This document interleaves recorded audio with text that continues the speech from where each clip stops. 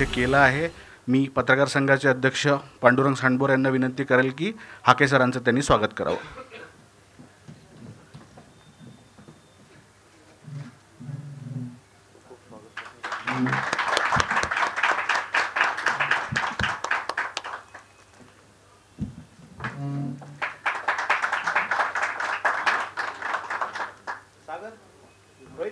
हाके सरांबद्दल सांगायचं म्हणजे बऱ्यापैकी आपल्या सर्वांना माहिती आहे। त्यांचं शिक्षण पुण्यात झालं आहे। फर्ग्युसन कॉलेजमध्ये त्यांनी काही काळ नोकरीसुद्धा केली आहे।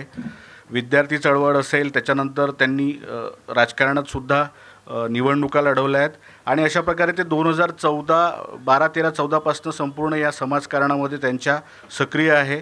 हा सर्व प्रवास आपल्याला जाणून घ्यायचा आहे, त्याच्यामुळे मी जास्त वेळ तुमचा घेत नाही आणि थोडक्यात प्रास्ताविक करण्याची विनंती आपले अध्यक्ष पांडुरंग सांडभोर यांना करेल आणि त्याच्यानंतर हाके सर आपल्याशी बोलतील।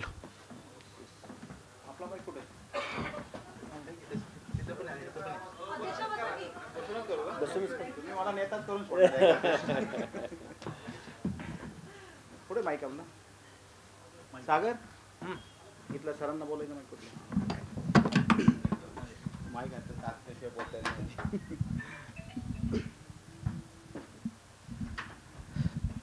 पुणे श्रमिक पत्रकार संघाच्या वतीने आपण जे काही वार्तालाप घेतो त्या वार्तालाप कार्यक्रमात आज प्राध्यापक ओबीसी नेते लक्ष्मण हाके आपल्याशी संवाद साधणार आहे। मी प्रथमतः पुणे श्रमिक पत्रकार संघाच्या वतीने त्यांचं स्वागत करतो। आपण सर्वांनी टाळ्या वाजवून त्यांचं स्वागत करावं। खरं तर वर्षभरात आपण विविध मला वाटतं ह्या निवडणुकीचं वर्ष होतं, लोकसभा निवडणुकीचं, त्यामुळे राजकीय वार्तालापच जास्त झालेत। त्या शृंखलेत आज काही महिन्यांपूर्वी आपण जरांगे पाटलांचाही वार्तालाप घेतला होता, जे मराठा आरक्षणाच्या प्रश्नावर लढतात। आज आपल्याकडं हाके सर आलेत, ओबीसी आरक्षणाच्या प्रश्नावर ते लढत आहेत। एकंदरीतच निवडणुकांच्या राजकारणाबरोबर आरक्षणाचा प्रश्नसुद्धा आज तेवढाच महत्त्वाचा किंवा चर्चेचा ठरलो आहे। तर याच्यात दोन्ही बाजू आपल्या पुढं आलं पाहिजेत, म्हणून आपण आज त्यांना निमंत्रित केलं आहे। नक्की त्यांची भूमिका काय नक्की हा प्रश्न कसा सुटू शकतो हे मार्गदर्शन करतील। पण पत्रकार संघाच्या व्यासपीठावर मला वाटतं मी एक विनंती निश्चितपणे करू शकतो की हा प्रश्न सोडवण्यासाठी आपण जो आग्रह घेतला आहे तो निश्चितपणे चांगला आहे। हे करताना आपल्या महाराष्ट्राची जी काही एक सामाजिक किंवा एक जी प्रतिमा होती ती कुठेतरी फारच हे होत चालली। अगदी लहान मुलापर्यंत आपण काही व्हिडिओ किंवा बाईट बघितले, महाराष्ट्रातल्या लहान मुलापर्यंत किती चित्र भयानक हे होतं आहे। तर हे कळतरी सुटण्यासाठी किंवा हे चित्र बदलण्यासाठी आपण सर्वांनी पुढं आलं पाहिजे। आज जरांगे पाटलांनी एक कुठली तरी घोषणा केली, मला वाटतं हाके सरांनी त्यांचं स्वागत केलं। हे आरक्षणाच्या प्रश्नावरसुद्धा हे दोन्ही नेत्यांनी एकत्र यावं आणि हा प्रश्न मार्गी लागून महाराष्ट्रातलं जे काही सौंदर्याचं आपण सगळे एकत्र म्हणून जे आत्तापर्यंत कायम राहिलं होतं ते चित्र कायम ठेवण्यासाठी ह्या सर्वांनी एकत्र यावी अशी विनंती करतो आणि त्यांना विनंती करतो की त्यांनी आपली बाजू मांडावी।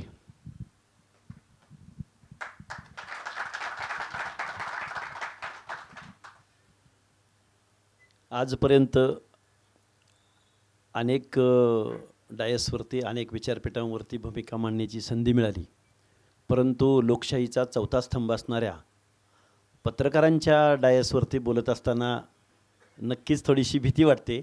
पण भीती वाटत असताना एक कार्यकर्ता म्हणून ज्या काही गोष्टी या महाराष्ट्रामध्ये विशेष करून इतर राज्याच्या तुलनेत प्रगत असं महाराष्ट्र, पुरोगामी म्हणून ओळखलं जाणारं महाराष्ट्र आणि मग या महाराष्ट्रामधले पत्रकार हे चौकस आहेतच।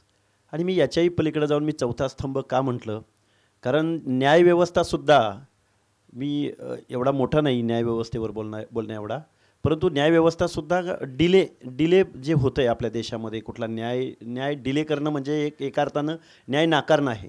पण याच्याही पलीकडं जबाबदारीची भूमिका जर या देशभरात कोण घेत असेल तर माझं असं खूप जबाबदारीनं मी असं म्हणेन की पत्रकारिता किंवा लोकशाहीचा चौथा स्तंभ आज जबाबदारीची भूमिका घेताना दिसतोय। अगदी देशामध्ये एखादी घटना जर घडली तर ती घटना लोकशाही विरोधी कशी आहे, सामान्य माणसाच्या विरोधी कशी आहे, सामान्यातली सामान्य एखादी गोष्टसुद्धा या देश पातळीवरती कशा पद्धतीनं पत्रकार त्याला न्याय देतात हे तुम्ही आम्ही बघत आहोत। आता आज आरक्षणाच्या संदर्भात, ओबीसी रिझर्वेशनच्या संदर्भात गेल्या अनेक दिवसापासून आम्ही या महाराष्ट्रामध्ये आंदोलन उभं करत आहोत। आंदोलन उभं करत असताना आंदोलन कोण करतं आहे, आंदोलन करणाऱ्याची डेप्थ काय आहे आंदोलन करणाऱ्याचं आपल्या महाराष्ट्रापुरता विचार करायचा झालं तर 12 करोड जनतेबद्दल किंवा महाराष्ट्राच्या सामाजिक स्थितीगतीबद्दल आकलन काय आणि मग त्यांची मागणी काय. कारण काय आहे, कुठलीही चळवळ सांडभोर साहेब, कुठलीही चळवळ ज्यावेळी चळवळीचं लीड कोण करतं आहे आणि मग त्या लीडरवर अवलंबून असतं की त्या चळवळीचा एंड काय होणार आणि चळवळीचं आउटपुट किंवा रिझल्ट ओरिएंटेड ती चळवळ कशी जाणार. मी महाराष्ट्रामध्ये जेवढ्या चळवळी आल्या, शेतकऱ्यांची चळवळ असेल, शरद जोशी असतील, कामगारांची चळवळ असेल, जॉर्ज फर्नांडिसांपासून मधु दंडवतेपासून अहिल्या रांगणेकरांपर्यंत, किंवा मग अनेक म्हणजे राजू शेट्टी असतील, किंवा मग दलित आंबेडकरी चळवळीमध्ये अनेक चळवळ लढणारे अनेक लढवय्ये नेते होते, त्यांचीसुद्धा डेप्थ, नॉलेज, संविधानाप्रती असलेली आस्था, या सगळ्या गोष्टी या माझ्या फुले शाहू आंबेडकरांच्या महाराष्ट्रामध्ये. आणि हा महाराष्ट्र म्हणजे सांडभोर साहेब, या महाराष्ट्रानं देशाला समतेचं, बंधुतेचं, मानवतावादाचं जे एक दिशा दिली ती या माझ्या महाराष्ट्रानं दिली, त्याचा मला अभिमान आहे. परंतु अलीकडच्या कालावधीमध्ये OBC, VJNT, SBC, other backward classes, SC STला कायद्यानंच मिळालेलं आहे, संविधान अंमलात येतानाच मिळालेलं आहे, परंतु 340वा कलम आणि OBC संदर्भातली जी आरक्षणाची पॉलिसी आहे, धोरण आहे, हे अगदी धोरणात्मक निर्णय आहे. बाबासाहेबांचा खूप आग्रह होता. 340वा कलम हे OBCसाठी आहे, 341व 42व ST SCसाठी आहे. त्याच्याही अगोदर बाबासाहेबांनी विचार 340व्या कलमामध्ये या देशामधल्या OBC संदर्भात केलेला आहे. मग मी अगदी पत्रकार बांधवांना मी सांगेन, अगदी थोडक्यामध्ये मी बाबासाहेबांनासुद्धा त्यावेळी विरोध झाला 340व्या कलमाच्या संदर्भात. बाबासाहेबांनी त्यांच्या जो कायदी मंत्रीपदाचा राजीनामा दिला, तो राजीनामा देताना सुद्धा हे एक महत्त्वपूर्ण कारण होतं. अनेक कारणं होती बाबासाहेबांच्या राजीनाम्याला, पण 340व कलम अंमलात येत नाही म्हणून बाबासाहेबांनी राजीनामा दिला. बाबासाहेबांना तत्कालीन आपल्या देशातल्या स्वातंत्र्य चळवळीच्या लढ्यातून तावून सुलाखून निघालेल्या नेत्यांनी प्रश्न विचारला होता की बाबासाहेब, गावगाड्यामध्ये दलितांच्या बाबतीमध्ये छूत अच्युतपणा पाळला गेला, त्यांना तुम्ही रिझर्वेशन देत आहात, हे आम्हाला मान्य आहे, परंतु तुम्ही OBCंना म्हणजे गावगाड्यातला साळी, माळी, कोळी, तेली, हटकर, धनगर, सनगर, वंजारी, लोणारी, परीट, गुरव, गडशी, नाभिक, सुतार, लोहार, कुंभार, गावगाड्यातला बेरड, बेडर, रामोशी, अगदी मुस्लिमांमधला मनियार, कुरेशी किंवा तांबोळी, या लोकांना तुम्ही रिझर्वेशन का देताय, त्यांच्याबरोबर छूत अच्युतपणा कधी पाळला गेला, कसा पाळला गेला आणि तुम्ही त्यांना रिझर्वेशन का देताय. हा प्रश्न आजचा प्रश्न नाही आहे, हा प्रश्न देशाला स्वातंत्र्य मिळालं त्यावेळीसुद्धा पडलेला होता. त्यावेळी बाबासाहेबांनी त्यांना या प्रश्नाचं उत्तर एकदम मानवतेच्या दृष्टिकोनातून दिलं. त्यांनी सांगितलं, गावकुसामध्ये, समाजव्यवस्थेमध्ये दीनदलितांच्या बाबतीमध्ये छूत अच्युतपणा पाळला गेला, पण डोंगराच्या कुशीला कुठंतरी कंजार भाटाची वस्ती आहे, डोंगराच्या कुशीला कुठंतरी बेरड बेडर रामोशी राहतोय, कुठंतरी डोंगराच्या कुशीला मेंढपाळ बांधव मेंढ्या चारतोय, किंवा बंजारा समाज तांड्यावरनी राहतोय, वंजारी समाज शारीरिक श्रमाची, स्थलांतरितांची कामं करतोय, आणि या लोकांनासुद्धा मला म्हणजे मग त्यात बलुतेदार आहेत, आलुतेदार आहेत, व्यवसाय करणारी लोक आहेत, गावातली घिसाडी आहे, लोहार आहे, मग त्यामध्ये गाडी लोहार आहे, त्यामध्ये म्हणजे खूप मी या गोष्टी तुम्हाला सांगू शकेन. या लोकांनासुद्धा सामाजिक न्याय भेटला पाहिजे, त्यांनासुद्धा शिक्षणाच्या प्रक्रियेत आपल्याला आणता आलं पाहिजे, त्यांचंसुद्धा सिव्हिलायझेशन आपल्याला करायचं आहे. ही भूमिका डॉक्टर बाबासाहेब आंबेडकरांची होती. परंतु मग या गोष्टी झाल्या नाही म्हणून मग डॉक्टर बाबासाहेब आंबेडकरांनी राजीनामा दिला. त्यानंतर जनता पार्टीचं सरकार आलं, अगदी थोडक्यात म्हणतो सांडभोर साहेब, तर त्यानंतर मग जनता पक्षाचं सरकार आलं. जनता पक्षानं मग BP मंडल म्हणजे बिहारचे माजी मुख्यमंत्री बिंदेश्वरी प्रसाद मंडल या मुख्यमंत्र्याच्या नेतृत्वाखाली जनता पार्टीच्या सरकारनं BP मंडल नावाचं एक कमिशन नेमलं. त्या कमिशननं महाराष्ट्रामध्ये सर्वे केला. आत्ता महाराष्ट्रामध्ये काही लोक अगदी आकांड तांडव करतात की मंडल आयोगाचा अभ्यासच केला नाही, त्यांनी सर्वेच केला नाही, मग इथं अशाच जाती घुसडल्या गेल्या, त्यांचा कुठलाही सर्वे नव्हता. त्या लोकांनी कधीही ओपन आपल्या पत्रकारांच्या माध्यमातून मला त्यांना आव्हान आहे की तुम्ही कधी या गोष्टींवरती आपण चर्चा करायला या, आपण चर्चा करू. तुम्हाला सगळी डॉक्युमेंटरी आणि सगळं त्यांनी जे एक्झर्शन केलेलं होतं मंडल आयोगानं ते मी तुमच्यासमोर विथ प्रूफ मांडायला तयार आहे. दुसरी गोष्ट, तर मग मंडल आयोग इम्प्लिमेंट व्हायला म्हणजे 78 वगैरे त्यावेळी मंडल आयोग झाला, मंडल आयोग सबमिट झाला, पण तरीही धूळ खात पडला. 92-93ला ज्यावेळी विश्वनाथ प्रताप सिंह नावाचे पंतप्रधान या देशाला लाभले आणि त्यांनी तो मंडल आयोग इम्प्लिमेंट करण्याचा निर्णय घेतला, त्यावेळीसुद्धा सांडभोर साहेब कोर्टामध्ये तो चॅलेंज झाला. 9 जजेसच्या खंडपीठानं, काय बोलतोय मी परत एकदा ऐका, 9 जजेसच्या खंडपीठासमोर अनेक सुनावण्या चालल्या आणि त्या सुनावण्यामधून मंडल आयोग इम्प्लिमेंट या देशामध्ये करण्याचा निर्णय झाला आणि तो निर्णय झाल्यानंतर महाराष्ट्र हे पहिलं राज्य होतं की मंडल आयोगाची अंमलबजावणी करणारं. म्हणून महाराष्ट्राला पुरोगामी महाराष्ट्र म्हटलं जाते. मंडल आयोग इम्प्लिमेंट होत असताना तो डायरेक्ट इम्प्लिमेंट नाही झाला, त्यामध्ये बायफर्गेशनसुद्धा झालं. त्यामध्ये विजयंती अ ब क ड असं बायफर्गेशन करणारं महाराष्ट्र हे एकमेव स्टेट आहे. मला अभिमान आहे त्या असं धोरण माझ्या महाराष्ट्रानं या महाराष्ट्रामध्ये म्हणजे देशभरामध्ये महाराष्ट्रानं राबवलं. तत्कालीन मुख्यमंत्र्यांना मी याचं श्रेय निश्चित देईन.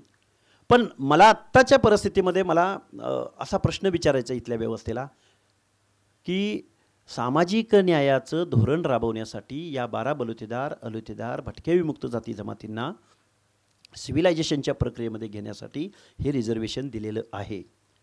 बरं, रिझर्वेशन कुणाला दिलं, का दिलं गेलं? रिझर्वेशन हे प्रतिनिधित्व आहे. या महाराष्ट्रामध्ये एक नेरेट सेट झाला आहे की आम्ही गरीब आहोत, आम्ही गरीब झालो, किंवा आमची जमीन आता 2 एकरावर आली, किंवा आम्हाला आता बेरोजगारी. त्याची कारणं वेगळी आहेत. या माझ्या मराठा समाजाच्या बांधवांना माझी कळकळीची हात जोडून विनंती आहे, आपल्यावर बेरोजगारी आली, आपल्यावर गरिबी आली, याची कारणं म्हणजे ओबीसीचं आरक्षण नव्हे. सांगितलं कोणी तुम्हाला की ओबीसीच्या रिझर्वेशनमुळं तुमच्यावरती ही वेळ आली? आणि मग तुमच्यावरती बेरोजगारीची वेळ निश्चित आलेली असू शकते, परंतु मग ओबीसीचं आरक्षण मिळाल्यानंतर लगेच तुमची बेरोजगारी हटणार आहे हे कुणी सांगितलं तुम्हाला? आरक्षण हे प्रतिनिधित्वाचा कायदा आहे. आरक्षण हे हजारो वर्षाच्या कालावधीमध्ये ज्या लोकांना दुय्यम वागणूक दिली गेली, ज्या लोकांना इथल्या निर्णय प्रक्रियेमध्ये घेता आलं नाही, अगदी साध्या भाषेत सांगायचं म्हणलं तर गावच्या ग्रामदैवताच्या गाभाऱ्यामध्ये एखाद्या नाभिकाला, एखाद्या लोहाराला, एखाद्या सुताराला, एखाद्या बेरड रामुशाला ज्या पद्धतीनं ओबीसीलाही आता कळतंय, आमच्या ओबीसीच्या मुलांच्या हातातही आता अँड्रॉइड फोन आहेत, तेही जज करतायत, तेही तुलना करतायत. यार, आपलं प्रतिनिधित्व कुठं आहे? आपली बाजू देशाच्या संसदेत मांडणार कोण? जर SC आणि STला कायदेशीर रिझर्वेशन नसतं तर मग त्यांची अवस्था काय झाली असती? आम्ही कल्पना पण करवत नाही. ओबीसीचा बघा, काही लोक म्हणतात की माळी धनगर वंजाऱ्यांनी हे आरक्षण पूर्ण खाऊन टाकलंय. मी जबाबदारीनं सांगतो, ज्या महाराष्ट्रामध्ये 2 नंबरला धनगरांची संख्या म्हणून सांगितलं जातं, त्या धनगराचा गेल्या 78 वर्षाच्या कालावधीमध्ये एकही खासदार या देशाच्या संसदेत निवडून जाऊ शकला नाही. याचं उत्तर आहे का इथल्या व्यवस्थेकडं? त्याचं उत्तर असं आहे की निवडणूक जिंकण्याची संधी इथल्या कुठल्या पक्षाकडून मिळत नाही. म्हणजे तुम्ही पॉलिटिकल मेरिट काउंट करता. लक्ष्मण हाके इच्छुक होता, तिकीट द्या, मी तुम्हाला 10 ते 12 जागामध्ये मी तो याचा प्रभाव पाडून दाखवू शकतो. कितीतरी मी ॲनालिसिस करून सांगितलं, सोशल इंजिनिअरिंग करून सांगितलं, पण इथल्या लोकांना त्या गोष्टीची. ओबीसीमधला एखादा माणूस काम करायला लागला, मगाशी कुणी इकडं प्रश्न विचारला मला, ओबीसीमधला एखादा कार्यकर्ता काम करायला लागला तर त्याचं पुनर्वसन कुठं होतं माहिती आहे? फुले शाहू आंबेडकरांच्या महाराष्ट्रामध्ये ओबीसी सेलचा प्रमुख बनवला जातो, त्याला भटक्या विमुक्त आघाडीचा प्रमुख बनवला जातो, त्याला अल्पसंख्याक सेलचा प्रमुख बनवला जातो, त्याला दलित आघाडीचा प्रमुख बनवला जातो. म्हणजे दुय्यम स्थानावरती. अरे, पक्षामध्ये कार्य करणाऱ्या झेंडा दांडा काय मोर्चा काढण्यासाठी अरे किमान त्याला संधी तरी द्या. हे सुद्धा या महाराष्ट्रामध्ये होत नाही. काढा ना, लोकसभेची लिस्ट काढा, त्याचं प्रतिनिधित्व काढा, तिकीटं कुणाला दिली जातात याची पण लिस्ट काढा. बरं, आत्ताच्याच निवडणुकीची नका काढू, मागच्या सगळ्या निवडणुकांची काढा. मग सामाजिक समतोल साधायचा असेल तर प्रतिनिधित्व सुद्धा एखादं दुसरं तरी आलं पाहिजे ना पुढं. त्याला सुद्धा तुम्ही टार्गेट करून पाडताय. हे महाराष्ट्रातल्या जनसामान्यांची भावना आहे आणि ती भावना मांडण्याचा आम्ही प्रयत्न करतोय. तुम्ही ही भावना मांडली, पण लोकसभा निवडणूक तुम्ही याच मुद्द्यावर लढवली ओबीसीच्या, पण ओबीसींनी पण तुम्हाला नाकारलेलं दिसतंय. अवघी 5,000 मतं पडले तुम्हाला. त्यावर तुमचं काय मत आहे? आणि त्यावेळेस तुम्ही उमेदवारी मागायला शरद पवारांकडे गेला होता. निश्चित गेलो होतो पवारसाहेबांकडं. पवारसाहेबांना आम्ही तशी त्यांची मानसिकता पण झालेली होती, त्यांनी डिक्लेअर पण केलं होतं. पुन्हा काय झालं ते त्यांचं त्यांना माहिती. पण माझ्या मताच्या संदर्भातलं मी एक तुम्हाला इतिहासातलं उदाहरण सांगेन. इतिहासामध्ये सांडबोर साहेब आपल्या पुण्यामध्ये महात्मा ज्योतिराव फुले, बघा मी खूप जबाबदारीनं आणि खूप सिरियसली या गोष्टी बोलतो आहे की इंग्रजांनी ठरवलं होतं की आता आपण या शहराचा विकास करत आहोत. आपली एक कॉप्ट करून पहिली बॉडी होती आणि त्यांनी असं ठरवलं की काही सदस्य आपण हे लोकनियुक्त घ्यायचे. म्हणजे लोकशाहीचं प्राथमिक अवस्था होती त्या परिस्थितीमध्ये. मग निवडणुका लागल्या या पुणे म्युनिसिपल कॉर्पोरेशनच्या. त्यावेळी महात्मा ज्योतिराव फुले एक वेताळामधून उभे राहिले आणि भवानी पेठेमधून उभे राहिले. 2 ठिकाणून ते निवडणुकीला उभे राहिले. एक विचारवंत माणूस, तज्ज्ञ माणूस, इंग्रजांच्या दृष्टिकोनातून एक चांगला प्रभाव असणारा माणूस निवडणुकीला उभे राहिले. महात्मा ज्योतिराव फुल्यांना वेताळामधून 0 मतं पडली आणि जे भवानी पेठ वगैरे ते तो जो वार्ड होता त्या वार्डामधून त्यांना 2 मतं पडली. पण त्याच महात्मा ज्योतिबा फुलेंच्या प्रतिमेला नमस्कार केल्या वाचून या कायद्याच्या सभागृहामध्ये एकही माणूस जाऊ शकत नाही. अजून एक त्याला लागूनच प्रश्न, ज्या डॉक्टर बाबासाहेब आंबेडकरांनी या देशाला संविधान दिलं, लोकशाही दिली, इथल्या देवाधिकांना सुद्धा समतेचं तत्त्व, सामाजिक न्यायाचं तत्त्व जमलं नव्हतं, ते बाबासाहेबांनी दिलं. त्याच डॉक्टर बाबासाहेब आंबेडकरांचा पराभव याच देशात झाला आहे. त्यामुळं मी त्यांचं उदाहरण देतोय. मला 5,000 मतं पडली, मी ज्या लोकसभेमध्ये निवडणुकीला उभं राहिलो, अहो तोच ओबीसी, त्याला जर हक्क अधिकार कळत असते, आपला लोकप्रतिनिधी देशाच्या संसदेमध्ये गेला पाहिजे, ही जी भावना आहे, ही भावना जर या ओबीसींच्या मनामध्ये पॉलिटिकल आपली न्यूसेन्स व्हॅल्यू दिसली पाहिजे. ही भावना आजपर्यंत सामान्य माणसाच्या मनात नाही ना. कारण अरे धनगरानं कुठं खासदार व्हायचं असतं का राव? त्यानं कुठं तिकीट मागायचं असतं का? गावातल्या कोळ्यानं, तेल्यानं, गावातल्या बेरड रामुशानं, अरे त्यांनी कुठं लोकसभेचं तिकीट मागायचं असतं का? हे फॅक्ट आहे आजची. फॅक्ट अँड फॅक्च्युअलपासून मी तर कसा काय त्याला अपवाद असू शकतो? मला माझं काम वाढवावं लागेल, या लोकांचं प्रबोधन करावं लागेल. काशीरामांची भूमिका, काशीरामांनी परिवर्तन करून दाखवलं, त्या भूमिकेत जावं लागलं आणि मे बी त्याला 50 वर्षेसुद्धा जातील. त्यामुळे मी लगेच आभाळातनं पडलो काय आणि मी लगेच निवडून आलो काय? 5,000 हे माझ्यासाठी अनुभव असेल. अरे कोणी फॉर्मच भरू शकत नाही, तिथं मी फॉर्म भरायचं डेअरिंग करतोय. एक मेंढपाळाचा मुलगा ज्याच्या घरामध्ये 4 गाड्या अनाऊन्सिंगला तो लावू शकत नाही, तो 8 दिवसामध्ये काय परिवर्तन करणार आहे? ही व्यवस्था आहे फ्री अँड फेअर इलेक्शन लढण्याची. सामान्य माणसाला परत या सामाजिक उतरंडीमधल्या छोट्या जात समूहामध्ये दुय्यम स्थान ज्याला दिलं गेलं आहे, त्या माणसाने निवडणूक लढण्याचं फ्री अँड फेअर वातावरण आज आहे लोकशाहीत, असं म्हणायचं आहे तुम्हाला? तुलना मी पहिलंच सांगितलं तुम्हाला, तुम्ही ह्या प्रश्नावर येणार हे मला माहीत होतं. पण मी बाबासाहेब आंबेडकर आणि महात्मा ज्योतिबा फुले या महामानवांचं उदाहरण दिलं आहे तुमच्यासमोर. तुलना करण्या एवढा मी एवढा मोठा अजिबात असायचं कारणच नाही. तुम्ही हे प्रश्न विचारणार मला माहीत होतं चांगलं.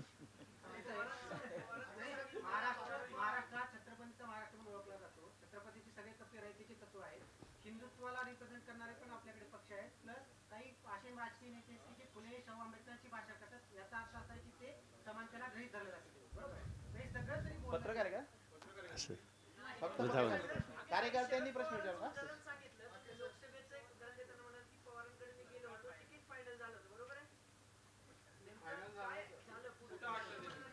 हे बघा पवार साहेबांच्या 10 विनिंग उमेदवारांची यादी बघा तुम्ही. पवार साहेब मंडल आयोग इम्प्लिमेंट करत असताना मुख्यमंत्री पवार साहेबच होते. कधी काळी, मी खूप जबाबदारीनं बोलतोय, कधी काळी पवार साहेबांच्या डाव्या उजव्या बाजूला आमचे उचल्याकार म्हणजे कैकाडी समाजातले लक्ष्मण माने दिसायचे, कधी काळी नादो महानोर दिसायचे, कधी काळी या गावगाड्यातल्या सोशल इंजिनिअरिंगमधले काही घटक त्यांच्या आजूबाजूला रामदासजी आठवले दिसायचे. आज ओबीसीचं आरक्षण हे सामाजिकदृष्ट्या मागासांना दिलं गेलं आहे, त्यांचं प्रतिनिधित्व आहे, ते सस्टेन झालं पाहिजे. ही भूमिकाच फक्त पवारसाहेबांनी घ्यायची आहे ना. त्यांचा प्रभाव आहे ना महाराष्ट्रावर. अरे महाराष्ट्रामधनं 48 पैकी 48 जागा आम्ही निवडून देऊ. आमचे पवारसाहेब जर देशाचे पंतप्रधान होणार असतील तर आम्हाला वाईट वाटायचं कारणच नाही ना. पण तुम्ही निवडणुकीचं व्याकरण एवढं आत्मसात केलं आहे, सराईतपणे निवडणुका जिंकण्याची टेक्नॉलॉजी तुमच्याकडे आहे, पण आमचं अंतकरण तुम्ही समजून घेत नाही. मगापासून मी सांगतोय आम्हाला 1% बजेटमध्ये संधी मिळते. मगापासून मी तुम्हाला, अरे लक्ष्मण हाके एक मेंढपाळाचा पोरगा आहे, त्याच्याकडे मॅन मनी मसल पॉवर कशी असेल? त्यांना मोहिते पाटील नावाचा माणूस त्यांना 1 दिवसातच त्यांना प्रवेश दिला जातो.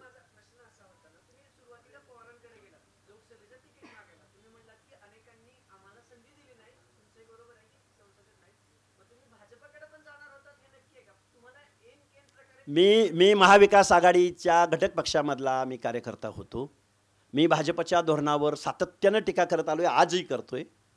माझं म्हणणं काय होतं, मी एक कार्यकर्ता म्हणून मला थोडीशी जाणीव झाल्या. माझ्याकडे इकॉनॉमिकल मॅन मनी मसल पॉवर नाही आहे हे मलाही मान्य आहे ना. मी एज्युकेटेड माणूस आहे, मला माहिती आहे ना निवडणुका लढण्यासाठी आणि जिंकण्यासाठी काय मेरिट लागतं. पण मी प्रयत्नच करू नये हे कुणी सांगितलं?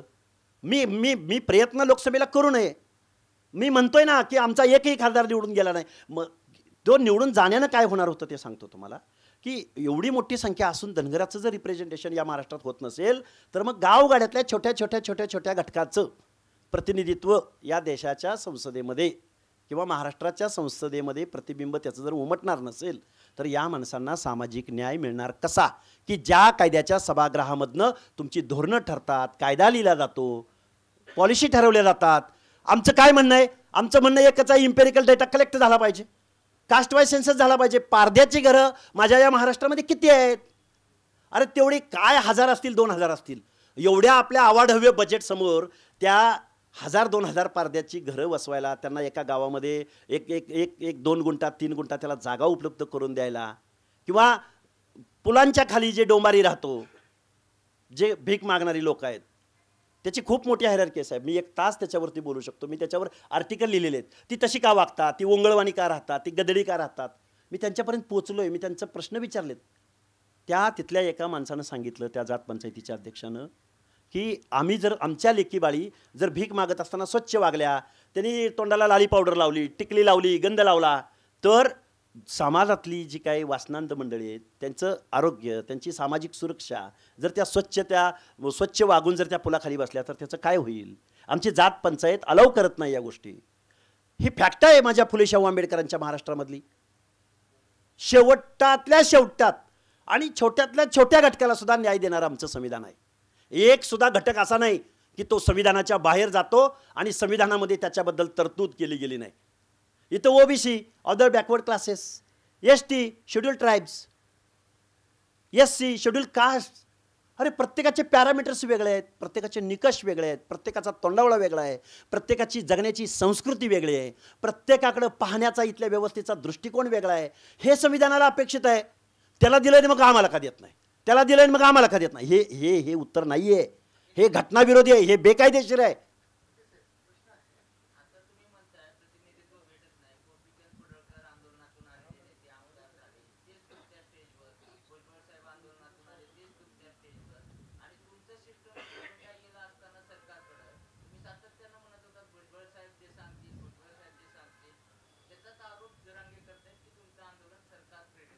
हे बघा, या महाराष्ट्रामध्ये जर तिथल्या मंत्रिमंडळामध्ये जबाबदारीनं जर कोण तिथं आपली भूमिका मांडत असेल, की ज्याला यातलं थोडंफार इन्फॉर्मेशन आहे, माहिती आहे, बरं माहिती आणि इन्फॉर्मेशनच्याही पलीकडे जाऊन ज्यांनी ओबीसी आरक्षणासंदर्भात ठाम भूमिका घेतलेली आहे, त्या कुठंतरी सरकार आणि आपण याच्यामधला दुवा असला पाहिजे ना. मीच म्हणजे आणि माझ्याच कानात सांगा, हे कुठलं तत्व आहे?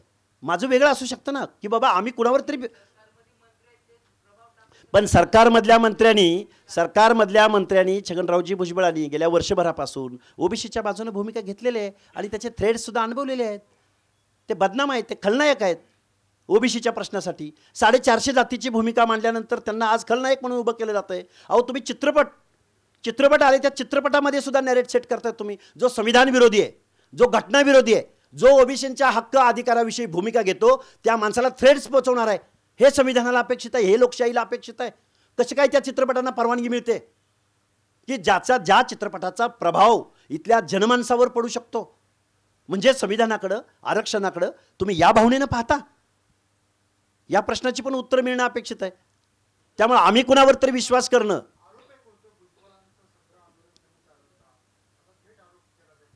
भुजबळ साहेबांना मीच कसा काय सापडलो? महाराष्ट्रामध्ये किती लोक आहेत आणि खूप पॉवरफुल पण माणसं आहेत ना. लक्ष्मण हाके कोण, कुठला, काय लक्ष्मण हाकेची बॅक हिस्ट्री? लक्ष्मण हाके कसा काय सापडला भुजबळ साहेबांना? दुसरा पण पर्याय त्यांच्या जवळ असू शकतो ना. गायकवाड आयोग फेल झाला, त्याचबरोबर 4 राज्य मागासवर्ग आयोगाने मागासले पण नाकारलं. सुप्रीम कोर्टानं 650 पानाचं जजमेंट दिलं आणि आता काही होत नाही म्हणून कुणबीकरणाद्वारे तुम्ही ओबीसी आरक्षण जर संपवण्याचा घाट इथं घातला जात असेल तर ओबीसी सुद्धा आता एवढा ओबीसीला कळत नाही किंवा एवढं तुम्ही ओबीसीला गृहीत धरायच्या भानगडीत पडू नका. शेवटचा प्रश्न,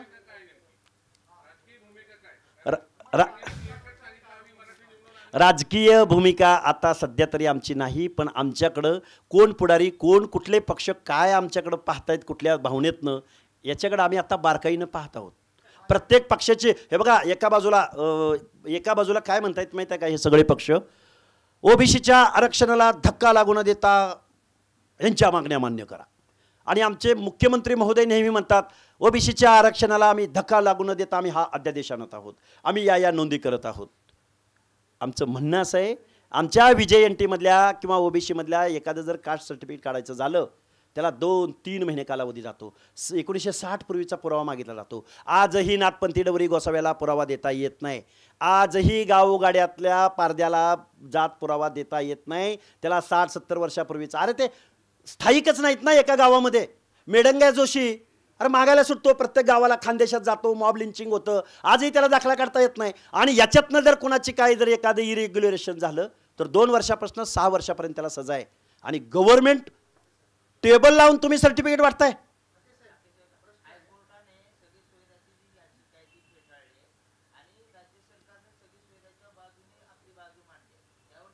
आत्ता काल परवा फेटाळली नाही. ऐका ऐका ऐका ऐका ऐका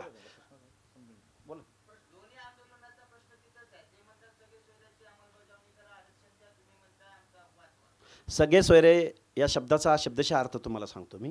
सगळे सोयरे याबद्दल कुठली व्याख्या कुठल्याही कॉन्स्टिट्यूशन डिक्शनरीमध्ये नाही, कुठल्याही जजमेंटमध्ये नाही, ना सुप्रीम कोर्ट ना वेगवेगळे आपले जे काय उच्च न्यायालय आहेत त्यांच्या कुठल्याही जजमेंटमध्ये याची डेफिनेशन नाही. दुसरा प्रश्न, सगळे सोयरे म्हणजे काय तुम्हाला सांगतो. गावामध्ये एका माणसाला जर एक कुणब्याचं सर्टिफिकेट भेटलं, त्याचं काढलं त्यानं, तर त्याच्या सगळ्या पाहुण्यांना, रावळ्यांना, भाऊकीतला, मग बाजूच्या गावातला, मग त्या गावातला, मग त्या गावातला, मग आमचे जरांगे पाटील, आमचे बंधू ते काय म्हणतात की आम्ही 80% आता ऑलरेडी घुसलोय आणि या अध्यादेशाद्वारे आता आम्ही 20% घुसणार आहोत. काय चाललंय, कुठली भाषा. हो ना, मग तेच बोलतोय की राज्य सरकार असं कसं एका ह्याची बाजू. अरे तुम्ही 12 करोड जनतेचे मुख्यमंत्री आहात, तुम्ही 60% ओबीसीच्या सामाजिक न्यायाच्या बाजूने बोलत नाही. कुठलीही पॉलिसी तुमची नाही. त्यांच्या आंदोलनाला रेड कार्पेट घातलं जातं, ओबीसीच्या आंदोलनाकडे बघतही नाहीत. त्यांना कोण सापडतं, भुजबळ साहेब सापडतात, त्यांना कोण सापडतं, पंकजाताई सापडतात, धनंजय मुंडे सापडतात, तुम्ही जावा, सावे साहेब सापडतात. का बरं? या महाराष्ट्राच्या मुख्यमंत्र्यांनी जबाबदार मंत्र्यांना, जो महसूल मंत्री आहे, जो अर्थमंत्री आहे, जो काहीतरी धोरण ठरवू शकतो, एखादं नवीन आश्वासन देऊ शकतो, का पाठवत नाही तुम्ही? तुम्हाला ओबीसीचीच माणसं दिसतात. म्हणजे आजही तुम्ही इथल्या ओबीसीकडं दुय्यम वागणूक त्यांना देतात, दुय्यम भूमिकेतून त्यांच्याकडे बघता. माझा पहिल्यापासून दावा आहे आणि मी ठामपणे ही भूमिका मांडतो, कारण आमचे मुख्यमंत्री महोदय 12 करोड जनतेचे मुख्यमंत्री आहेत. त्यांनी तशी शपथ घेतलेली आहे. तुम्ही कसं काय 60% लोकांच्या हक्काने अधिकाराकडे दुर्लक्ष करताय? या प्रश्नाचं उत्तर मुख्यमंत्र्यांनी कधीतरी द्यावं.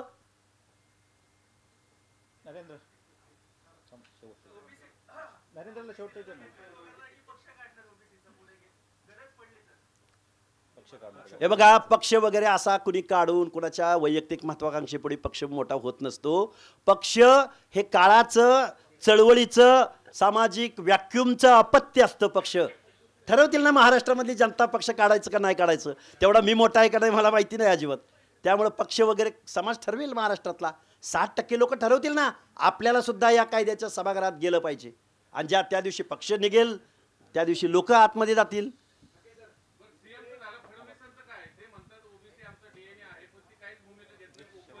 डीएनए असता किंवा असेल तर त्यांनी पुढे यावं आमचं आरक्षण वाचवण्यासाठी. अजून आतापर्यंत नसतील आले, पण आता पुढे यायला काय हरकत आहे? ठीक आहे, वार्तालापाच्या शेवटाकडे आपण आलो आहे. शेवटा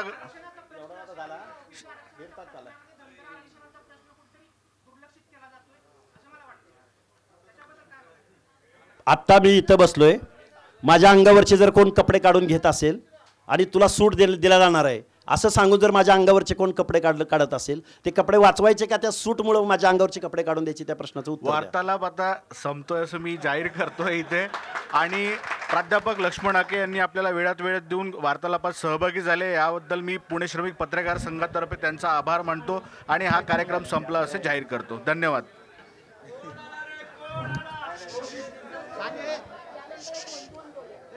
देवाच्या गाभाऱ्यामध्ये मानसन्मानाची वागणूक मिळू शकली नाही अशा माणसांना आम्ही या लोकशाही देशामध्ये, आम्ही या स्वतंत्र भारतामध्ये, आम्ही we the people of India, आम्ही या सगळ्या लोकांना आम्ही मान सन्मानाची वागणूक देणार आहोत. ही भूमिका रिझर्वेशन मागची आहे. त्यामुळे आता रिझर्वेशनकडे बघण्याचा दृष्टिकोन आम्हाला मिळत नाही, तर मग कसं मिळत नाही बघू. म्हणजे ही जी भाषा आहे ही व्यवस्था चॅलेंज करण्याची भाषा, संविधान चॅलेंज करण्याची भाषा, बेकायदेशीर वक्तव्य करणं आणि जी गोष्ट कधीच होणार नाही त्या गोष्टीची मागणी करायची आणि राजकीय म्हणजे हवेत गोळीबार करायचं म्हणतात त्याला. हवेत गोळीबार करायचा, मग जनतेमध्ये मग सैरावैरा धावत सुटतात, एकमेकाच्या पायामध्ये पाय अडकतात, पडतात, मग खरं कोण, मग कोण पडलं कोण, मग कुणाला त्रास झाला, कुणाला काय झालं, हा असा प्रकार आता सध्या महाराष्ट्रामध्ये चालू आहे. आणि ही परिस्थिती चालू असताना आमच्या महाराष्ट्रामधले लोकप्रतिनिधी मात्र निवडणुकीच्या मोडमध्ये ते 5 वर्ष असतात. मी कायम माझ्या मनोगतामधून हे व्यक्त करत आलो आहे. निवडणुका व्हायच्या अगोदर 2 महिने मोडमध्ये, इलेक्शन मोडमध्ये असावं तुम्ही. इलेक्शन झाल्यानंतर 2-4 महिने तुम्ही इलेक्शन मोडमध्ये असावं. पण माझा पक्ष पडेल काय, माझ्या पक्षाला मतं मिळतील का नाही, मग माझ्या पक्षाला किती नुकसान होईल, मग आमचे आमदार पडतील काय, आमचे खासदार पडतील काय. अरे तुम्हाला सामाजिक न्यायाचं धोरण राबवायचं आहे या देशामध्ये, संविधान राबवायचं आहे, कायदा कानून राबवायचं आहे. मग आपल्या व्यवस्थेमध्ये एखादा जर मायक्रो घटक असेल, कमीत कमी आमचा मसनजोगी, मग तो मतदानामध्ये त्याचा इन्फ्लुएन्स दाखवू शकत नाही, प्रभाव दाखवू शकत नाही. म्हणून त्याचा सामाजिक न्याय हक्क अधिकार तुम्ही काढून घेणार, तो चॅलेंज करणार तुम्ही, की जो निवडणुकीमध्ये प्रभाव दाखवू शकत नाही. मग याच्यावरती सोल्युशन काय आहे? बाबासाहेबांना अगदी साध्या भाषेमध्ये पंक्तीला बसलेल्या शेवटच्या घटकापर्यंत या लोकशाहीचा सुग्रास असा स्वयंपाक शेवटच्या घटकापर्यंत पोहोचवायचा होता. परंतु इथल्या वाढप्यांनी मात्र गेल्या 78 वर्षाच्या कालावधीमधले इथले नियोजनं, इथली धोरणं, इथल्या विधानसभांचं प्रतिनिधित्व, इथल्या लोकसभांचं प्रतिनिधित्व, झडपीचे अध्यक्षपदं, इथल्या कोऑपरेटिव्ह सेक्टरमधले कारखाने वाटपापासून ते कारखान्याचे डायरेक्टर बनण्यापर्यंत हा जो लोकशाहीचा सुग्रास असा स्वयंपाक आहे तो पाहुण्यारावळ्यांना वाढला, तोंड बघून वाढला. आणि या महाराष्ट्रामधली बहुसंख्य जनता इन्क्लुडिंग ऑल, म्हणजे सगळ्या जात समूहाबद्दल बोलतोय मी, फक्त एकट्या ओबीसीबद्दल नाही बोलत, तर आजही या महाराष्ट्रामधला सर्वात मोठा क्राऊड असा आहे की तो सामाजिक न्यायाच्या प्रतीक्षेमध्ये आहे. आणि नक्की हीच भूमिका घेऊन आम्ही जालना जिल्ह्यातल्या वडीगोद्री गावामध्ये, अंबड तालुक्यातल्या छोट्याशा गावामध्ये, मी माझ्या गावापासून तिथंपर्यंत गेलो. 368 किलोमीटरचा प्रवास रात्रभर करत असताना मला कुठल्या कुठल्या समस्यांना सामोरं जावं लागलं हे मी सांगितलेलं आहे. म्हणजे लोकशाही देशामध्ये आम्हाला तुम्ही इथंच करायचं नाही, मग इथंच करायचं, आम्हाला पोलीस डिपार्टमेंट सांगत होतं. म्हणजे या लोकशाहीमधल्या नागरिकाला आचार विचार संचार स्वातंत्र्य असताना तुम्ही इथं नाही, इथंच करायचं. म्हणजे अशा अनेक गोष्टी आहेत. तेव्हा बोलता बोलता मी बऱ्याच गोष्टी बोललो.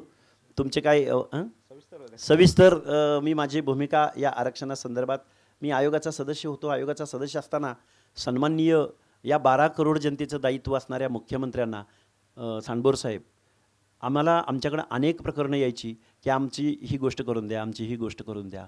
त्यावेळी आम्ही ह्या मायबाप सरकारला या महाराष्ट्राच्या नोकऱ्यांमधलं आणि पंचायत राजमधलं आणि विधानसभा आणि लोकसभामधलं प्रतिनिधित्व कुठल्या कम्युनिटीचं किती आहे याबद्दल आम्ही एक पत्र लिहिलं होतं. आणि त्या पत्राचे आणि एकमतानं आमच्या आयोगानं लिहिलं होतं. तर या सरकारला आम्ही 3 रिमाइंडर पाठवले. एकदा पत्र लिहिलं, वेळोवेळी महिन्याला 2 महिन्याला आम्ही 1 वर्षभर रिमाइंडर पाठवत राहिलो. परंतु शासनानं आम्हाला हे नोकऱ्यामधलं, शिक्षणामधलं किंवा पंचायत राजमधलं रिप्रेझेंटेशन आम्हाला दिलं नाही की जेणेकरून त्या प्रतिनिधित्वाच्या जोरावरती आम्हाला काही धोरणात्मक निर्णय घेता आले असते. आम्ही इम्पेरिकल डेटा या महाराष्ट्राचा कलेक्ट करण्याचा आग्रह धरला, पण शासनानं त्याला आम्हाला सकारात्मक, सुप्रीम कोर्टानं सांगूनसुद्धा शासनानं आम्हाला सकारात्मक प्रतिसाद दिला नाही. आमच्या या फुले शाहू आंबेडकरांच्या या महाराष्ट्रामधल्या सरकारला आमचा महाराष्ट्र पुरोगामी महाराष्ट्र कसा आहे हे दाखवण्याची संधी सुप्रीम कोर्टाच्या आदेशान्वये महाराष्ट्राला आली होती. परंतु महाराष्ट्रातल्या आमच्या जाणत्या लोकांनी ती संधी गमावली आणि पुरोगामी असणाऱ्या या महाराष्ट्रामध्ये आता कशा पद्धतीनं आपल्याला आंदोलनांना सामोरं जावं लागतंय तुम्ही सगळेजण पाहत आहात. त्यामुळं या गोष्टी व्हायला पाहिजेत. बाबासाहेबांनी पण सांगितलं होतं की 10 वर्षाला ऑडिट झालं पाहिजे. आमची मागणी तीच आहे. या महाराष्ट्राची सामाजिक स्थितिगती आहे काय? महाराष्ट्रात दरवर्षी ही जे काही बजेट सँक्शन होतं त्या बजेटमध्ये या अर्ध्या लोकसंख्येला तुम्ही किती बजेटरी तरतूद करताय?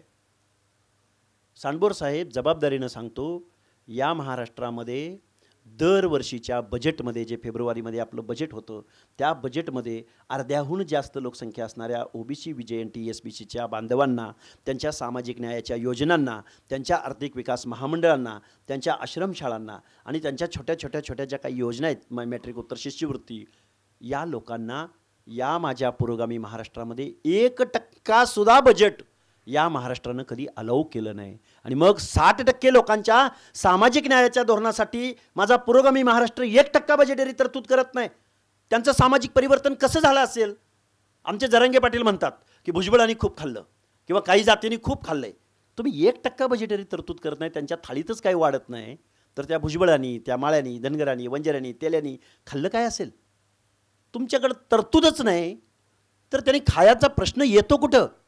यावरती सुद्धा डिबेट करायला त्यांनी कधीतरी आमच्या आमनेसामने यावं. अहो कोऑपरेटिव्ह सेक्टरमध्ये 1-2 कारखाने बंद पडले तर आमचे देवेंद्र फडणवीस साहेबांनी आत्ता एक वर्षभरापूर्वीची गोष्ट आहे, एक 10-12 कारखान्यांना जवळजवळ 1,000-1,500 कोटी रुपये अमित शहा म्हणजे देश लेवलला जे कोऑपरेटिव्ह सेक्टरमध्ये नवीन खातं निर्माण झालं त्या खात्याअंतर्गत प्रत्येक कारखान्याला 125 कोटी, 130 कोटी, 150 कोटी, आमच्या हर्षवर्धन पाटलांच्या कारखान्यांना, आमच्या मोहिते पाटलांच्या कारखान्यांना अरे खिरापत वाटल्याप्रमाणे तुम्ही सह्या करून त्यांना बजेट सँक्शन करताय, अनुदान देताय त्यांना. पण इकडं ओबीसीच्या या महाराष्ट्रामध्ये एकाही जिल्ह्यामध्ये ओबीसीसाठीचं वसतिगृह नाही. असेल तर तुम्ही पत्रकार बांधवांनी मला सांगावं. आम्ही आयोगाचा सदस्य असताना आम्ही बहुजन कल्याण खात्याकडून प्रत्येक कलेक्टरला त्याचा फॉलोअप घ्यायला लावला मंत्र्यांकडून.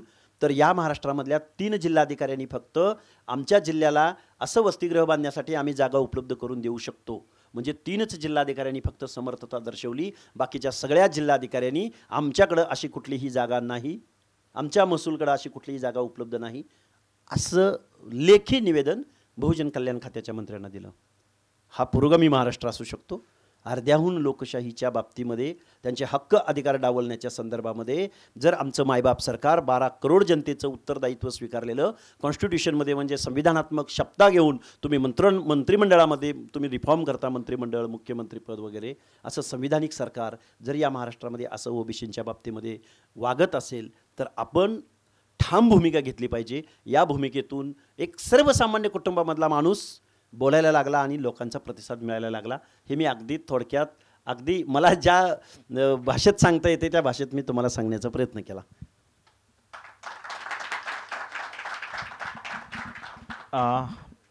प्रश्नोत्तर घेऊयात. एकेकाने प्रश्न विचारात.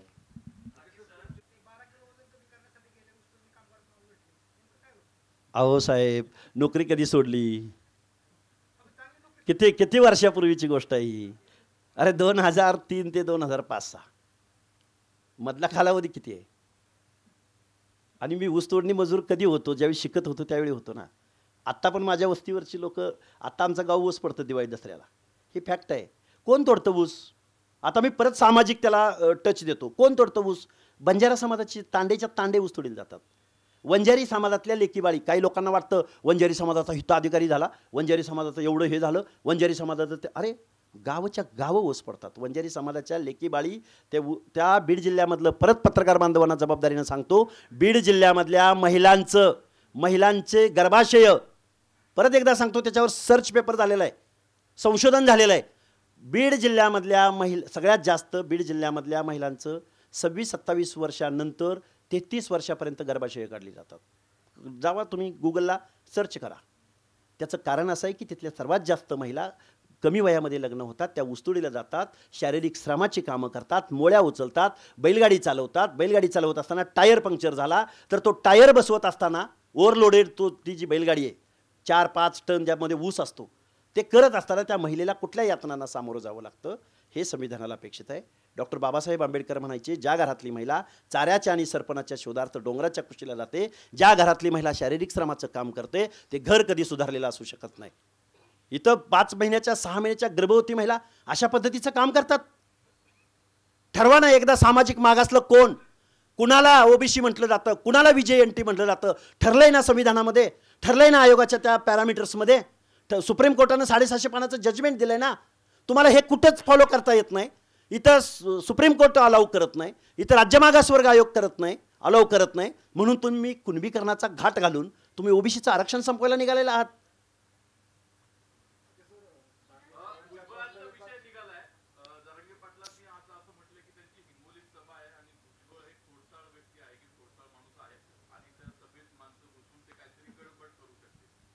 महाराष्ट्रामध्ये कायदा सुव्यवस्था नाही, महाराष्ट्रामध्ये ॲनालिसिस करणारी आपली प्रशासन नाही. शिक्षा होईल ना त्यांना ते तर तसं करत असतील तर. इथं प्रशासन नावाची गोष्ट आहे की नाही, कायदा आणि सुव्यवस्था हँडल करणारी. त्यांच्यावर रिपोर्ट गेले असतील ना, ते करतील ना प्रतिकात्मक कारवाई भुजबळ साहेबावर, स्थानबद्ध करतील त्यांना, तिथं काय लॉकमध्ये हे करतील. काळजी आहे ना प्रशासनाला. उगं बेछूट आरोप करायचे कोणावर तरी, काहीतरी त्याला लॉजिक असावं. बरं, आजपर्यंत एवढ्या गोष्टी झाल्या, मग कायदा आणि सुव्यवस्था त्यांना अटक का करत नाही जर ते त्यात जबाबदार असतील तर? मातेरे गावामध्ये जी दगडफेक झाली आमच्या रॅलीवरती, काय तिथल्या प्रशासनाला माहीत नाही कुठल्या लोकांनी दगडफेक केली, कुठल्या शेतातनं केली, कुणावर दगड मारले गेले, माहीत नाही तिथल्या पोलीस डिपार्टमेंटला, असं तुम्हाला म्हणायचं आहे?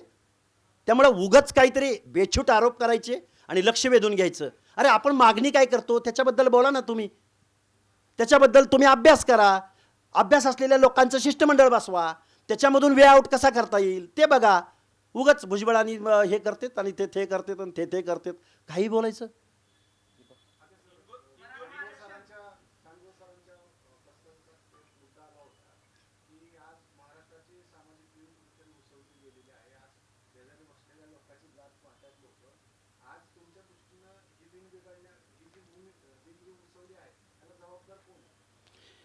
या महाराष्ट्रामधले लोकप्रतिनिधी मी अजिबात जरांगे पाटलांना जबाबदार धरणार नाही. कारण प्रत्येक तालुक्यामधला जो आमदार आहे, प्रत्येक जिल्ह्यामधला जो खासदार आहे, या महाराष्ट्राचे प्रत्येक पक्षाचे प्रमुख आहेत. यांनी राजकारणाच्या मोडमधनं कधीतरी बाहेर यावं. माझ्या पक्षाचा होणारा फायदा तोटा या भूमिकेतनं बाहेर यावं. सामाजिक न्यायाचं धोरण मी मगापासून मांडतोय. 18 पगड जाती म्हणजे काय, बलुतेदार म्हणजे काय, आलुतेदार म्हणजे काय, भटक्या विमुक्त जाती जमाती म्हणजे काय, त्यांचे निकष कोणते आहेत, त्याच्यामध्ये बायफर्गेशन कोणतं आहे, या बायफर्गेशनमध्ये तुम्ही बसू शकत नाही. हे सुप्रीम कोर्टाचं म्हणणं या पुढाऱ्यांनी, इथल्या जबाबदार लोकांनी आमच्या बांधवांना समजावं. आणि आरक्षण हा एकमेव प्रोग्राम आहे असं कुणी सांगितलंय? अरे आम्ही लोकनियुक्त सरकार आहोत. आमच्या बेरोजगारावरती ओव्हरकम करण्यासाठी, त्यांना लाभ मिळवून देण्यासाठी आमच्याकडे अनेक धोरणं असायला पाहिजेत ना. का तुम्ही या धोरणांचा विचार करत नाही? का त्या बांधवांना ह्या गोष्टी समजावून सांगत नाही? तुम्ही या गोष्टीकडे बघत नाही. ओबीसी आरक्षणामुळे आपली अशी परिस्थिती झाली, ओबीसीमुळे असं झालं आणि ओबीसी मिळाल्यामुळे तुमचं असं होणार आहे. हे जे वातावरण या महाराष्ट्रात घडलं आहे ना, याला जबाबदारी इथले लोकप्रतिनिधी आहेत. कारण ते फॅक्ट आणि फॅक्च्युअलला सामोरं जात नाहीत, ते जबाबदारीपासून दूर पळत आहेत.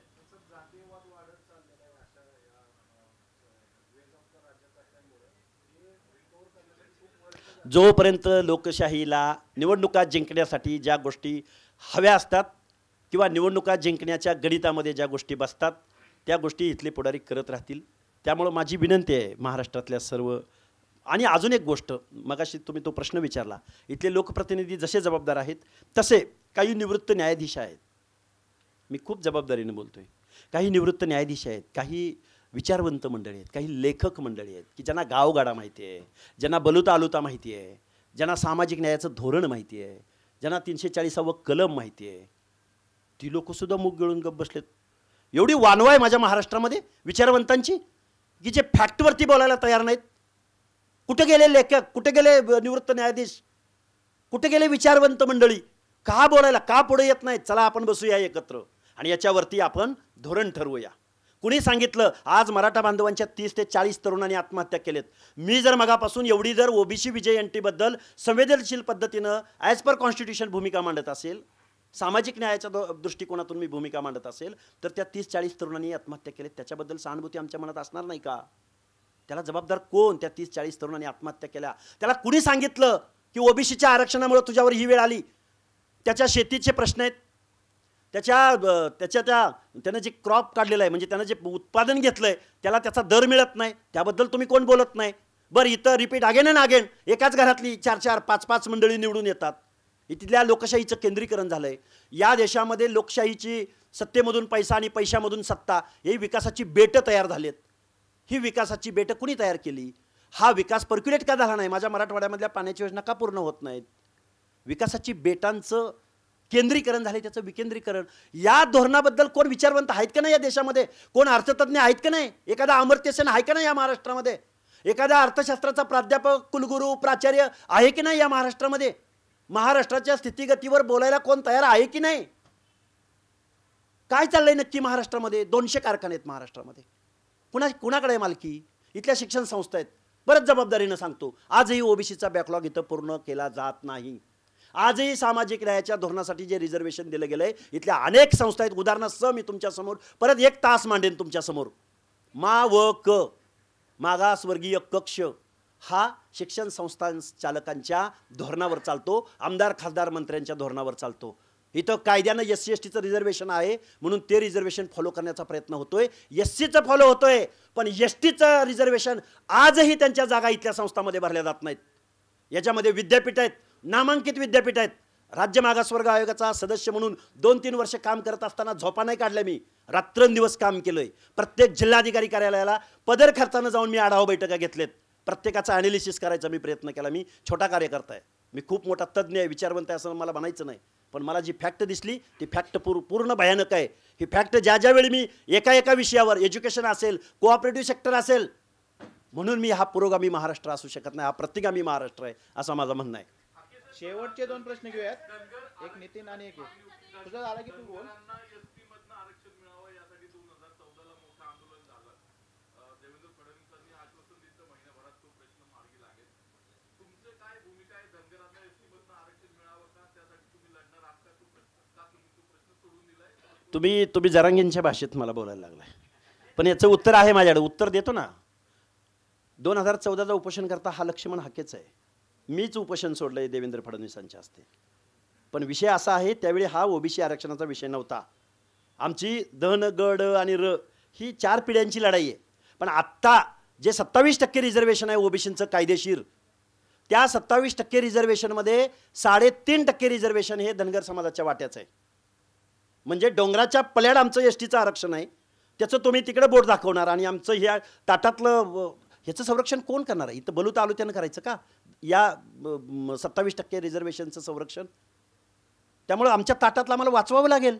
मुलं शिकतायत, मेंढपाळाची मुलं शिकतायत. आश्रमशाळामधली संख्या कुणाची आहे? 10वी-12वी नंतर मुलींचा शिक्षणाचा कट ऑफ, ही जी मी मगाशी नावं सांगितली, बंजारा, वंजारी, धनगर, बेरड, रामोशी, हे भटके विमुक्त, 8वी-9वी नंतर त्यांच्या मुली शिकत नाहीत. या कट ऑफवरती महाराष्ट्र शासन, मुख्यमंत्री, सचिव याच्यावरती कधी नजर फिरवणार आहेत का? 8वी नंतर कुणाची लेकरं शिकत नाहीत. आश्रमशाळामध्ये 7वीपर्यंत आश्रमशाळा असली तर पुन्हा तिथं एलसी काढायला त्यांचे पालक जात नाहीत. त्या आजही बालविवाह या महाराष्ट्रात होतात. कायदा सुव्यवस्था आहे कुठं?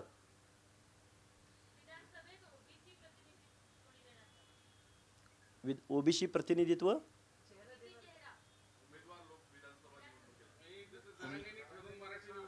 आमचं मी मगाशी मी सांगितलं, जरांगे पाटलांनी 288 उमेदवार पाडायचं ठरवलेलं आहे. त्यांना आमच्या शुभेच्छा आहेत. हे पडले पाहिजेत सगळे, प्रश्नच नाही. ज्यांना संविधान, ज्यांना कायदा कळतो, नवीन हे बघा, दर 10 वर्षाला प्रश्न बदलतात, समस्या बदलतात. संविधानाला बेस मानणारे, प्रत्येकाचा गिव्ह रिस्पेक्ट टेक रिस्पेक्ट, प्रत्येकाच्या हक्क अधिकाराचा रिस्पेक्ट करणारी माणसं जर कायद्याच्या सभागृहात येणार असतील तर जरांगे पाटलांना शुभेच्छा आहेत आमच्या. 288 पडले पाहिजेत. मुख्यमंत्र्यापासून सुरुवात झाली पाहिजे, ते पार इकडं त्या घनसावंगीचे आमदार राजेश टोपेपर्यंत झाली पाहिजे.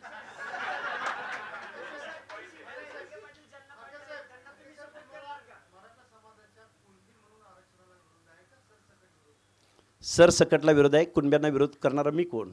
जो मंडल आयोगामध्ये इम्प्लिमेंट आहे.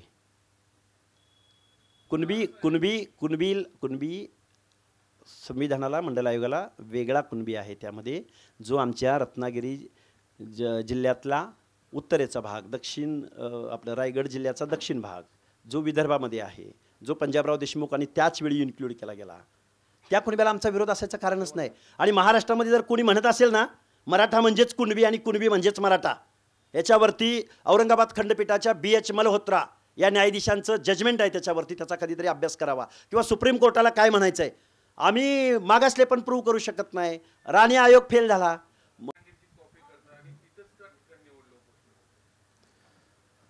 एक तर त्याला पार्श्वभूमी अशी होती, माझ्या मनातली सांगतो मी, की याच्या अगोदर 2-3 ठिकाणी उपोषणं झाली. एक होतं सावित्रीमाई फुलेंच्या जन्मगावी नायगावला आदेश जमदाडे नावाच्या तरुणाचं. तिथला साधा लोकप्रतिनिधीसुद्धा फिरकला नाही, म्हणजे ते बेदखल केलं गेलं. त्यानंतर आमच्या भगवानगडाच्या पायथ्याशी कीर्तने नावाच्या तरुणाचं एक उपोषण झालं. त्या उपोषणाकडे सुद्धा तिथला लोकलचा प्रतिनिधीसुद्धा गेला नाही, 2. आणि एक चौंडीला आंदोलन झालं होतं, तिथंसुद्धा तिथला कलेक्टर वगैरे आणि आजी एखादा आमदार सोडला तर तिथंही कोण गेलं नाही. म्हणजे शासनानं ज्या पद्धतीनं ओबीसींच्या हक्क आणि अधिकारासंदर्भातलं आंदोलनाकडं बेदखल करण्याचा जो प्रयोग होता या महाराष्ट्रामध्ये, तो डोक्यात होता. आणि आपल्या डोक्यात एक असा विषय होता की ज्या मराठवाड्याच्या भूमीमध्ये, ज्या तालुक्यामध्ये मंडल स्तंभ आहे, ज्या ठिकाणहून मंडल आयोग इम्प्लिमेंटच्या वेळीसुद्धा ज्या ठिकाणहून खूप मोठी आंदोलनं झाली होती, त्या ठिकाणी जावं आणि तिथं आपला पब्लिक कनेक्ट बी चांगला होता. तर मी एक फेसबुकला पोस्ट टाकली आणि पोस्ट टाकल्यानंतर जो मला प्रतिसाद मिळाला त्यामुळं मी माझ्या 368 किलोमीटर माझ्या घराचं अंतर त्या वडीगोद्री गावापासून 368 किलोमीटर आहे. पण मी तिकडं आदल्या दिवशी संध्याकाळी जाणार हे पोलीस डिपार्टमेंट माझ्या मागावर होतं. पंढरपूरमध्ये माझ्या मागं 2-3 गाड्या होत्या. तिथंपासून मी बार्शीला जाईपर्यंत मला तिथं त्यांनी तिथल्या लोकल आणि सांगोल्याच्या पोलिसांनी मला तिथं पोलीस स्टेशनला घेतलं, स्थानबद्ध केलं. मनात एकच भावना होती की आपल्या या प्रश्नांकडं शासनाचं लक्ष वेधून घेणं. म्हणूनच मी अंतरवली सराटीलाच जायचा निर्णय होता.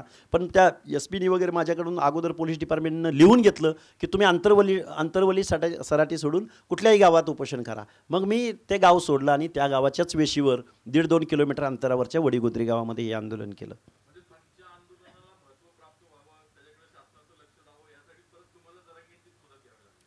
महत्त्व प्राप्त व्हावं असं नाही मला म्हणायचं, पण सामान्यातला सांगतो ना, सामान्यातला सामान्य कुटुंब, माझा बॅकग्राऊंड कुठलाही आमदार खासदार पक्ष पार्टीचा नाही आहे. एक सामान्य कुटुंबामधला मी माणूस आहे. मला माझ्या त्या कृतीमुळं माझ्या OBCच्या प्रश्नाकडं लक्ष वेधून घेण्यामध्ये मी सक्सेस झालो किंवा किती टक्के झालो याच्याशी माझा मतलब आहे. त्यामुळे मी कुणाची कॉपी करतोय किंवा काय करतोय. उद्या अनेक आंदोलनं होतील ना.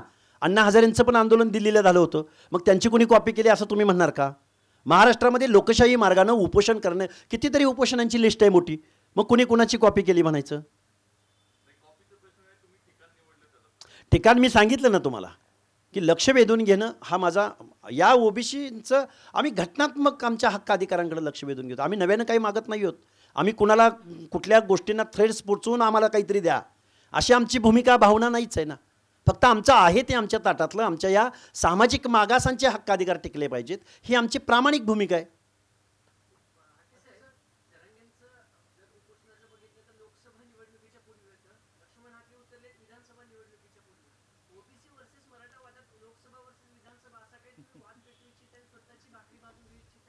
हे बघा, लक्ष्मण हाके कोणाची भाकरी भाजल नाही भाजल त्याचं पॉलिटिकल मेरिट काय ते तुम्हालाही माहिती आहे, दोघांचंही.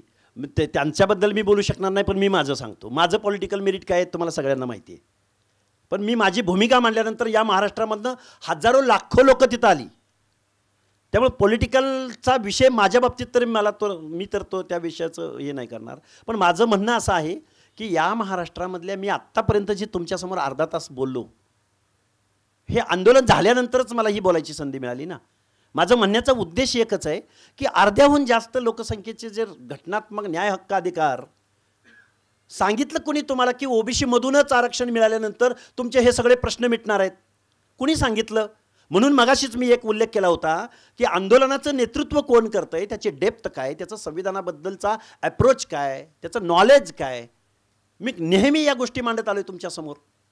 जर जर जर त्या चळवळीचं नेतृत्व प्रत्येक आंदोलनाला आपली मागणी आणि भूमिका बदलत असेल तर त्या आंदोलनाला यश कसं भेटेल? साधा सिंपल प्रश्न आहे.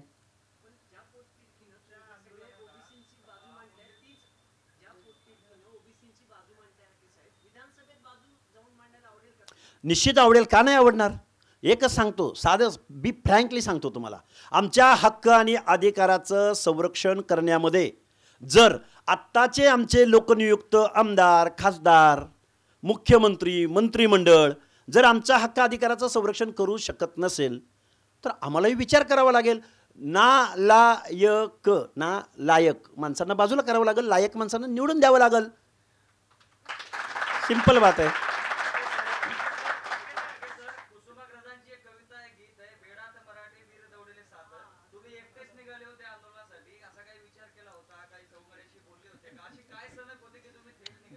वेडात मराठे वीर दौडले सात, कारण त्यांचा राजा छत्रपती शिवाजी महाराज होता.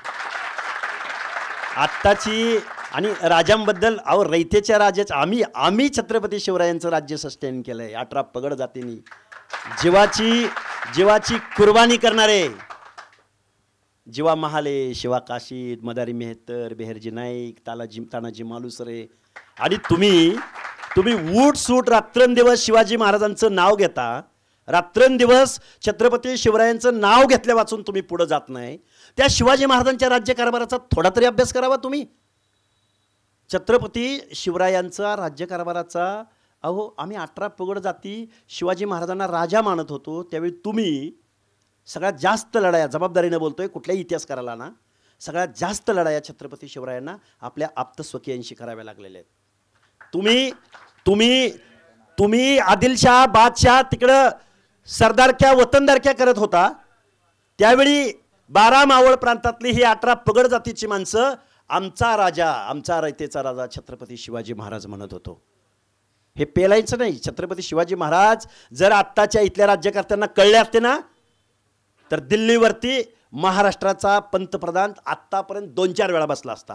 जबाबदारीने बोलतो, पॉलिटिकल स्टेटमेंट करायचं म्हणून नाही करत. आमच्या 18 पगड जातीचं अंतकरण तुम्हाला समजलंच नाही राव. खंतही खेद व्यक्त करावं असं वाटतो. बोला.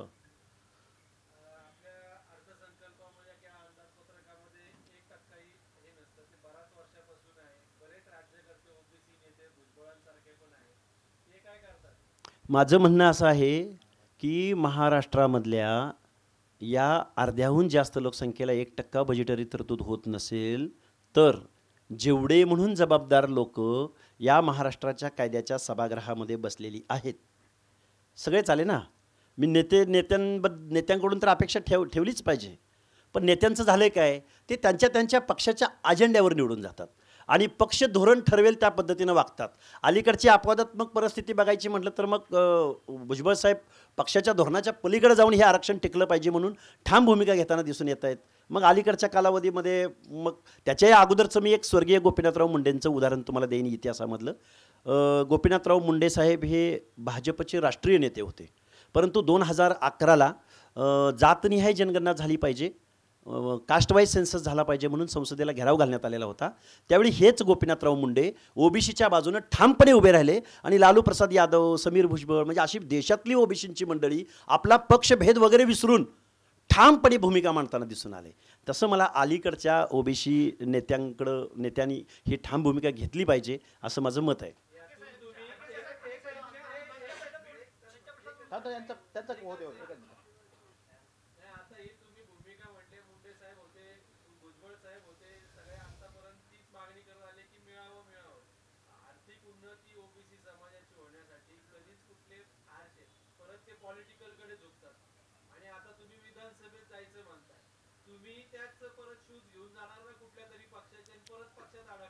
आमचं म्हणणं असं आहे, आत्ताच्या ज्या आम्ही भूमिका मांडत आहोत, या भूमिका मांडत असताना जर येऊ घातलेल्या निवडणुकामध्ये 5, 25, 50 फ्रेश चेहरे जर या कायद्याच्या सभागृहात जाणार असतील तर पॉलिसीचं ऑडिट करण्यास भाग पाडू आम्ही.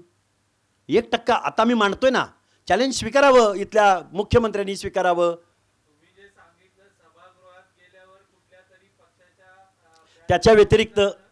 त्याच्या व्यतिरिक्त महाराष्ट्रामध्ये ओबीसीची चळवळ, मूवमेंट, पक्ष अशी पुढचे अनेक पर्याय असू शकतात. पण आता त्याच्यावर लगेच त्याच्या कन्क्ल्युजनला येणं, आता आमच्या हक्काने अधिकार टिकले पाहिजेत. किमान ओबीसींच्या मनामध्ये आपल्या हक्क अधिकाराविषयी जागृती निर्माण झाली पाहिजे. आपल्या व्यवसायाच्या पलीकडं आपल्या इस्त्री करणे, आता समजा आमचा धोबी आहे किंवा नाभिक आहे, आपल्या या दुकानाच्या पलीकडं आपल्याला घर बांधण्याने घरामधल्या 4 लेकरांना 4 कपडे मिळणं, याच्या पलीकडे काहीतरी मान सन्मानाची काहीतरी एक भावना असते. कायद्याचं सभागृह असतं, तिथं आपलं प्रतिनिधित्व असलं पाहिजे. हे कम ऑन गाइस, हरी आप. अरे सुन ना, एक ब्रेक ले लेते हैं. Guys I am telling you, तुम लोगों को सही से ट्रैकिंग नहीं आता. But that's okay, you can learn. रोज का ढक्कन देना. ये रेड वाला है, सही वाला देना. अबे ढक्कन, पहले तो सही पानी पीना.